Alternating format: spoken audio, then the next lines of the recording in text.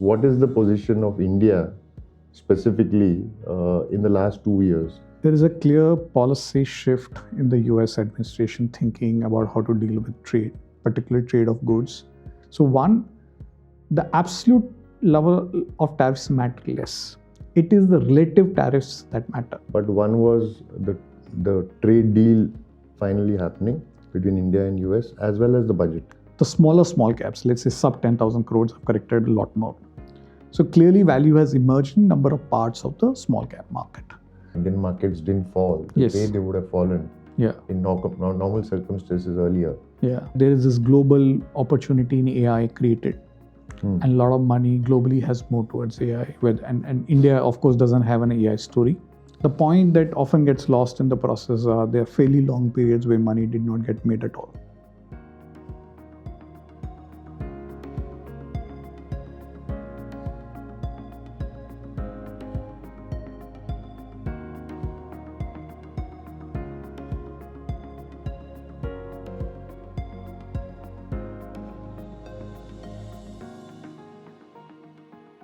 Good evening, everyone. Today we have Mr. Ramesh Mantri, who's the CIO of White Oak Capital.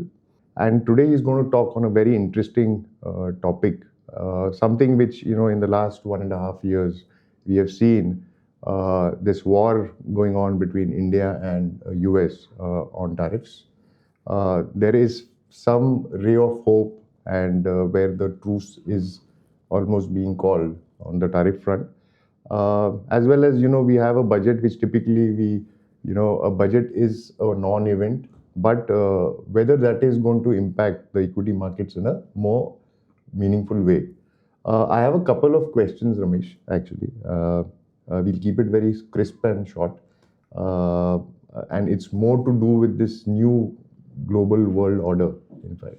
One, whether it's changed, and what is the position of India specifically in the last 2 years, where it has gone and done multiple trade agreements with countries because of what was happening between US and India, because US was flexing their muscles and we needed to go and sign multiple trade agreements with a lot of countries. And we have seen a lot of trade blocs being formed. Sure. So that is the first question. Do you see any change, and if yes, then how? Yeah, see, there is a clear policy shift in the US administration thinking about how to deal with trade, particularly trade of goods. And US has been running for a very long period, sustained current account deficits on import of goods. They wanted to correct that. And so the US doesn't have a tariff issue with India or a war with India. It's more or less everyone. Right? So every country in the world, practically they have levied tariffs. The key objective from the US side is to change the terms of trade, right? So that US is able to make their own manufacturing and economy partly competitive against the goods import and also collect revenues in the process. So it's not focused on India, it's a global policy. It applies to countries which are deeply aligned with US, if you think of actually Eurozone or even Japan or India, and also applies to countries, very normal countries. So one, the absolute level of tariffs matter less.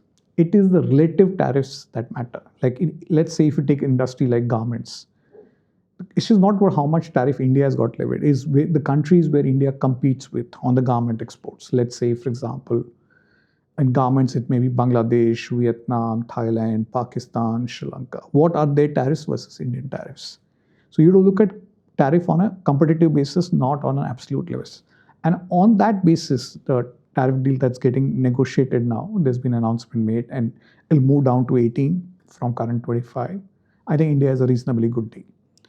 I think the other shift that's happened is the world has realized that the terms they were used to, like particularly, let's say, Eurozone, which thought they were very deep allied partners with US, particularly on the NATO front, has realized that US is treating them differently now. Not, there is a old Hindi song, "Dushman na kare wo kaam dost ne kiya hai." So that's what a lot of the American friends are feeling, right? So they are rethinking their own trade policies. and the world is rethinking all their trade terms. That way, I would say we have been lucky. This crisis has forced us to form new initiatives. For example, one of the big trade deals we have signed is with EU, right? That's actually the FTA we have signed. Again, is a so I think I always believe in, at least for India, I've always believed crisis is good for this country. It causes us to focus on our problems. This country has done exceedingly well when we have you know, dealt with the crisis. For example, in COVID, I think the way the country managed the COVID crisis for our size of the population and and our economy size, we did a credible job, right? So I think this crisis is a blessing because it's leading to two initiatives. One, we ended up doing more partnerships and deals, which we wouldn't have otherwise done. Number two, there's a lot of focus on improving competitiveness of manufacturing in India. There's a lot of focus now on getting semiconductors, EMS manufacturing, more PLIs have come in. So improving the ease of doing business on manufacturing. So you can always consider the pain of the crisis, but let's say you have a health problem, and a health problem makes you realize a deeper health problem can be solved if you start changing your lifestyle. Then the small health problem can be a blessing. Mm-hmm. No, and I think that's where I tried to ask you those two questions. I don't know whether they were interlinked, but one was the trade deal finally happening between India and US, as well as the budget. Yes. So if you actually see the budget also, and like what you just mentioned, yeah, it seemed to be more pro manufacturing. Yes, that's exports, the whole. Yes. And I think there is where So do you feel there is a change in the India's position in the the world order related to trade? No, see, first of all, if you break the global trade into two halves, goods and services, our claim to fame has been services. We are the services export powerhouse of the world.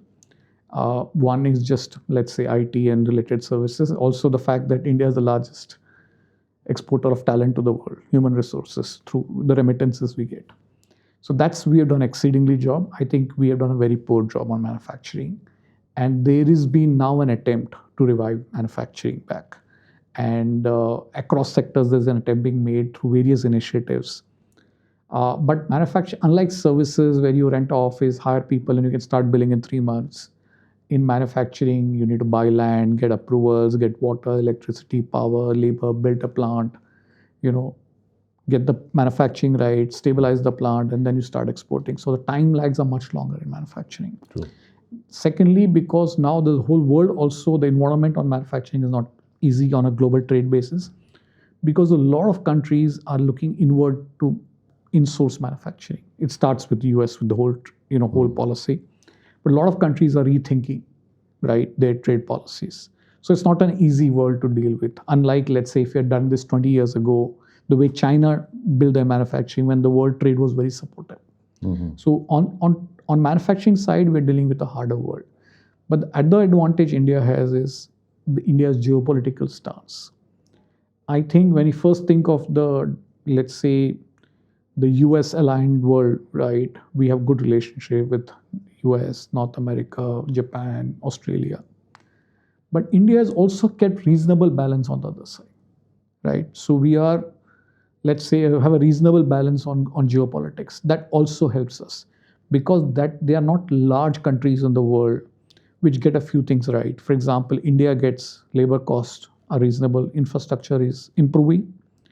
You have social and economic stability, which is essential, and a large population. All number of factors that India offers on a manufacturing side to the world, which a lot of our competing countries often can't. Mm-hmm. They fail on some of these points. And I think you gave a very appropriate Hindi song. Because I think the enemies are becoming friends and friends are becoming enemies because of trade. Yes. So I'll ask you a couple of more questions actually. Yeah. So you've answered the second one also actually. Yeah. Now related to Indian equity markets. I think that is something which I'm sure you must be getting a lot of questions. But definitely 2024, when the market started falling, is when small caps, the broader markets were expensive. The small and mid cap space were quite expensive actually. It's been almost, you can say, 1.5 years of a time correction, as well as a shallow correction in the markets. Deep corrections maybe in the small cap space True. specifically. Uh, Now moving forward, okay, with valuations of small caps coming to not at a reasonable level, but definitely they have come down. Yeah. Uh, and given that there are global uncertainties, Yeah. okay, so what do you feel, realistically an Indian equity investor should do over a period of next 12 to 24 months to invest, not to hold? If he wants to invest over a period of next 1 year, 2 years, okay, and he wants to get into the broader markets, Yeah. how should he approach that space? So if you think of the first part of the question, the comment on small caps, see, I would say that one, the small caps have corrected in two ways. That 18 months, they've absolutely corrected, and some of the companies have grown value. And within that, the smaller small caps, let's say sub 10,000 crores, have corrected a lot more. So clearly, value has emerged in a number of parts of the small cap market. And the small cap universe is very large because remember, any company with a market cap over 251 rank, about everything is below small caps. It's a large, also a growing universe with IPOs. So there are, for bottom up investors, good opportunities in the small cap space. However, as you called out, we are still in an environment of uncertainty out there. And with the current US administration, that uncertainty doesn't go away. So it's going to be still difficult weather, right? And normally, the smaller companies have more challenging times when the environment is difficult. I'll give a very simple analogy they can understand. Because you're in Mumbai, normally when the weather is clear, you should take a speedboat. But if there's a monsoon in Bombay, don't get onto the speedboat, right? Or get into a larger boat. So in that context, I would say in equities, as of now, will be more, I would say, from a risk-reward perspective, considering the environment, I think large and mid are a better place, right? In terms of overall outlook for equities, I think if you call out a few things on equities, first, because markets have not delivered returns for now for 18 months, valuations have corrected, so value has emerged. Number two, earnings growth has come. So if you look at this quarter, as we are completing earnings now, we're seeing double-digit growth in earnings, and despite there's some one-off because of the new labor law code change. So earnings are improving. India's economic fundamentals remain very strong broadly. I'll take the best indicator of is inflation, which is like multi-year low, fiscal deficit, which is well managed, right? And health of banking system is very good. And government is also incrementally turned more pro-growth, including RBI policy. So overall environment is supportive to growth. We are seeing that in corporate results also. And the sentiment towards equities is bad. So when I combine all the four factors, right, which is valuation, earnings growth, economic outlook and sentiment, all the boxes are ticking in favor of equity. So we think it's a good time, and we run, asset allocation products. In the last 36 months, we have the highest level of equity exposure as we speak now. So it's showing up in our models. So I think people should be allocating to equities. Now, if you have normal risk appetite, you can go for a large mid cap, different combinations. And because the volatility is going to stay and you're still slightly worried, I think balance advantage funds is the place to be. Okay. So what I can understand is that stay away from small caps for some while. Yes, I'm still saying there's a bottom-up opportunities in small cap. We also invest in small caps in variety of schemes. We don't have a small cap fund offering. But still the environment with what I'm seeing, it looks challenging. Okay. Till last month, I guess, the FPI was selling for every single day. Yes. In the last 1 year. Yes. What the counterbalance was the SIP inflows. Yes. I think, it was there on the newspapers. Yes. And that is the reason why the Indian markets didn't fall the way they would have fallen in normal circumstances earlier. Yeah. Okay, with FPI selling and domestic players being weak. Yes. What is your, post what has happened with the India-US trade deal? What do you feel how the FPIs you feel will behave? It's something very tough to ask, but Yeah. So first, money can go anywhere in the world. So people can allocate to India, to other countries, go to US, including asset classes. So it's always impossible to predict what somebody else will do. Let's understand first a couple of reasons. One, of course, is uh, that there is this global opportunity in AI created. And a lot of money globally has moved towards AI. And India, of course, doesn't have an AI story, right? So clearly it was US or China, Korea, Taiwan, different countries and different parts of the semiconductor AI value chain that clearly benefited a lot. We don't have an AI story. Number two, as we said, earnings growth was slow, macro was slow, right, for India. That itself was a reason why people had to get out. So that's well understood. I think when people talk about FI selling and domestic selling, I think that's a great story, unappreciated story about India. I still remember 2008-9 crisis. If FPIs had sold part of what they sell in a month, markets would have lost would be down like double digit in a month. While the SIP is a great story, and of course, no one else grows month on month, the book, there are two other elements of the story that are less understood, which has changed in the last 15 years in domestic flows. First is what I call the EPF money. true. And that is as stable or more stable than even SIP money, because people will get paid every month. Their PF will get deducted, will go, and 15% of that money incremental flows has to go into equity. That comes like water into the market, like it's your running water. The other part of the market that really emerged is this ULIP plans sold by insurance companies. While they may sell less in the future, but whatever ULIP plans they've sold, people are going to pay those premiums, and that money has to go. So there are three large systematic sources of flows into the Indian market. SIP, of course, is dominant and well published, but let's not underestimate the power of these two other flows. EPF, absolutely. And even EPF ULIP plans. Yeah. And these are steady because insurance companies may sell less ULIP now, but for the policies that they've sold in the last decade, people will keep paying premium. That money will keep flowing into the market. So that's why you have very large systematic flows in the market. And the story I want to tell out of this is Indians, after a long period, are investing in India. We are substituting foreign capital with our own capital. So we are owning the future of India. Otherwise, where our savings would go? Indian savings typically would go classically into real estate, into bank deposits, and of course gold. Absolutely. Now, we Indians savings, a part of our Indian saving is now there to provide risk capital to Indian entrepreneurs. Earlier, a large portion of that risk capital came from foreign investors. So more Indians are going to participate in the India growth story. Wonderful. Post these three events, I call them three events. One is, we have seen a good 1.5 years of correcting markets. Yes. We have seen a tariff agreement happen after again almost close to more than a year, and the budget which has been more pro-manufacturing, pro-manufacture. Now this is something which, post these three things, what do you feel, are the three themes or sectors?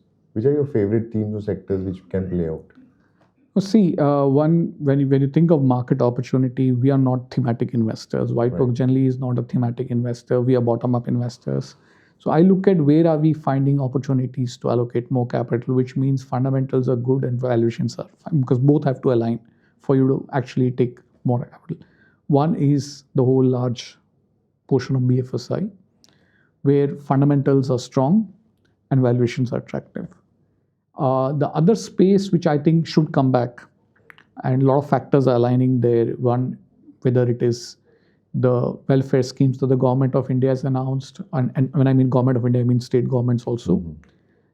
Your income tax cut, your GST cut is the consumption opportunity. And we're already seeing in some spaces in consumption, particularly auto is booming as we speak. So consumption is an opportunity. It's been out of favor because the whole last 5 years has been capex. True. So now consumption can come back. So these are the two big, large opportunities. When you think of large sectors, they would be like half the market. And then one sector where I'm a perennial long-term believer in that opportunity is just the pharma and healthcare space. I think this is a sector that outgrows the country's GDP. That's global experience. Healthcare inflation is invariably higher than normal inflation. We are all going to live longer, right, than the previous generations. And one of the reasons you're going to live longer is quality healthcare. So we are moving away from healthcare as a very basic to much expectation of much higher quality healthcare. And you'll be surprised. You go to big cities in India, it's hard to. People talk about hotel rooms. Try getting an ICU bed, God forbid, or in the top reputed hospitals. There's so much, capacity crunch. And again, this sector that is not sensitive to the economy, to geopolitics. आप बीमार हो, आपको दवाई चाहिए, आपको doctor चाहिए.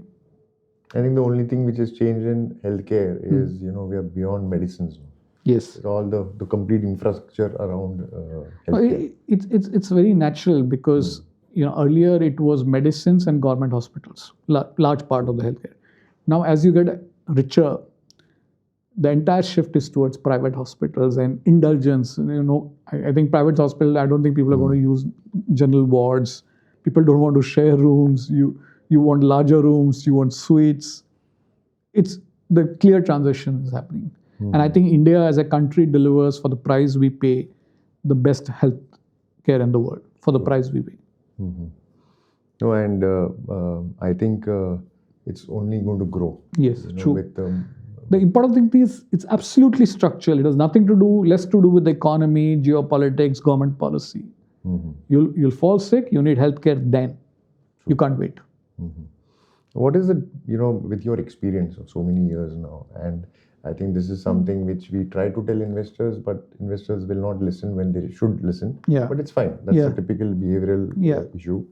Is a common mistake when investors make in prolonged periods of sideways markets or falling markets, and maybe in the future also you may see that the markets may not go anywhere. And what advice would you give them? So we often, when we talk to investors, we talk about long-term returns, compounding. We show 20-year CAGRs, 30-year CAGRs, how equities have done exceedingly well. The point that often gets lost in the process are there are fairly long periods where money did not get made at all. Sometimes 3 years, 4 years, 5 years. Now, often that doesn't get emphasized enough that within that long journeys, there are going to be periods where you're not going to make money. Most Indians are used to a classical investment like a fixed deposit where you make 6-7% a year. So suddenly when you don't make money in equities for 2 years, you suddenly realize that I would have been made anyway 15% in a fixed deposit in 2 years versus let's say -5, -10. And then suddenly that behavior changes. So that's the biggest change, explaining that these journeys are not going to be smooth. The double-digit compounding that Indian equities have delivered over a long period is not a smooth journey. It has these phases.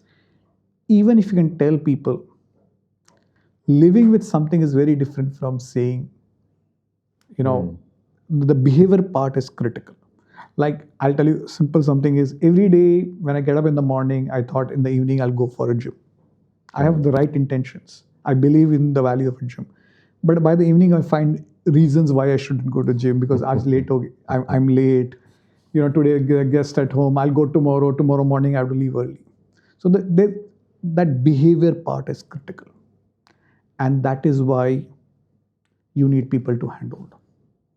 Just like why people need a gym trainer, not because of the exercise, but someone to manage the behavior. So I think one of the most important things all investors need to do, something I strongly believe, is they need to find a competent advisor. That's critical, because that is the person who will be your sarthi, in your journey, because you're going to go through those rough periods. And we have seen this after multiple, just for example, Cedrus, what we did, and you are one of the, you can say, you have witnessed it. Sure. Is in 2024 when we were talking about multi-asset. Yes. When the world was running behind small caps. True. In fact. And today we are looking at silver in similar fashion. People are running behind, not gold, but silver. True. There is all of a sudden so much of excitement around silver. Yeah. And whereas maybe, like what you just mentioned, there is opportunity out there. Yeah. maybe in the large cap or the mid cap space, Yes. in the equity markets, in fact. And I think it's very true. If you even can resist an investor from not doing it, Yes. I think our job is done. That's true. That's true. You don't have to take right decisions. You avoid taking bad decisions. Absolutely. There's a small rapid fire which Sure. my team has made. Yeah, I just yeah. want you to answer in one word. True. Okay. The first one is, financial advisors. This you Yes. have just told about. Strongly and I think, believe. So necessity or a luxury? Absolute necessity. Okay. Again you have, you have mentioned about consumption in your talks. Consumption theme: avoid, add, hold. Add. Risk, whether it's geopolitical or earnings. I would say more geopolitical. Okay. SIPs during volatile times. We see a lot of people Top up. who are continue or stop. Top up SIP. Top up. Okay, so that's ahead of that actually. Yeah. This is something which I don't go by, but okay, now it's there, so I need to ask. India's equity outlook for 1 year. There's no way I can predict that, but on 3-year outlook, I'm quite positive. Okay. One dark horse sector, that would surprise anyone in the next 5 years. One sector where, it's completely ignored, or, where you feel that, it's a dark horse. I think, while I can't say it's a dark horse, but people don't understand the power of pharma and healthcare sector over a long period. Okay. And the last one. Okay. India as the next China or India as a unique economy? Yes, so we've taken very different paths. China goods, we are on services. So we have to get manufacturing right.